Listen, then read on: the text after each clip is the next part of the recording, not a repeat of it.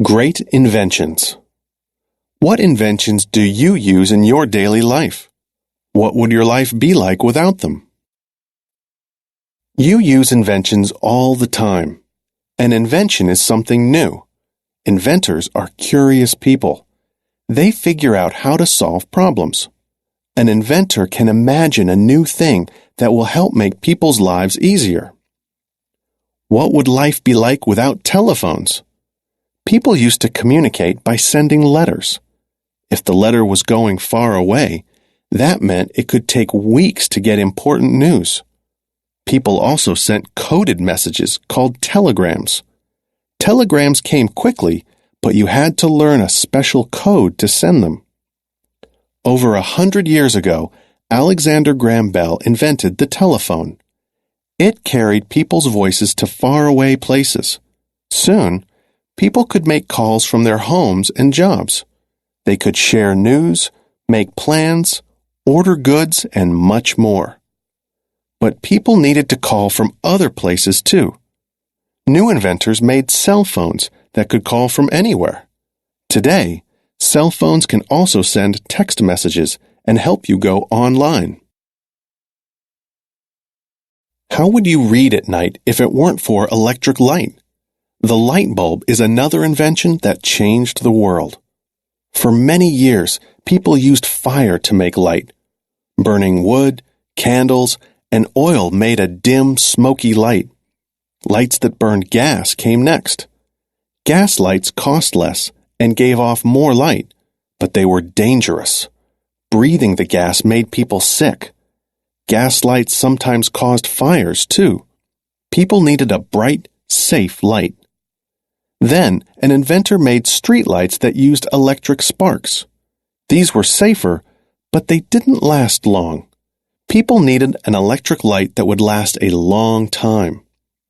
In 1879, Thomas Edison found a way to make a light bulb that was both safe and long-lasting. His invention let people see at night while they worked, played, and studied.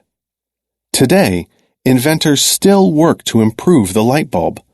The newest light bulbs give off less heat and use less energy, and like Edison's light bulb, they last a long time. Can you picture a world with no cars? The invention of cars changed the way people live. Long ago in America, most people traveled by foot, by horse, or by train. People who walked or rode horses could go anywhere, but travel was slow. Riding a train was faster, but people could only go where the trains went. In 1893, the first gasoline-powered car in America was invented. Now, people could drive anywhere there was a road. At first, cars were made slowly, one by one. The work was complicated.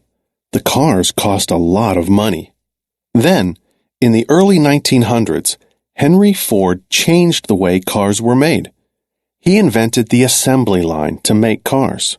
A person who is a part of an assembly line makes only one part of the car. Other workers make other parts of the car. The workers can do their work very quickly. Because Ford's assembly lines made cars quickly, his Model T cars were less expensive than other cars. Many people had enough money to purchase one of these cars. Now, people could live in one place and drive to work someplace else. Many people still do this. Cars have let us travel far. Do you use a computer in class or at home? Computers help us in many ways. They help us to write and send messages. They help us find information quickly. They help doctors know what is wrong with sick people. Who helped create this very useful machine? Computers did not have just one inventor. They had many. The first computers in America were used in the 1940s and early 50s. They were huge. They filled whole rooms at colleges and businesses. Inventors imagined that one day people would use computers in their homes. They looked for ways to make parts smaller and easier to use. They invented the microchip. This tiny device allowed computers to do more and take up less space. People could own personal computers. The first personal computers were heavy. Most stood on a desk or a table in a person's home.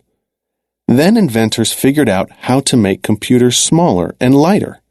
Laptop computers are easy to carry around.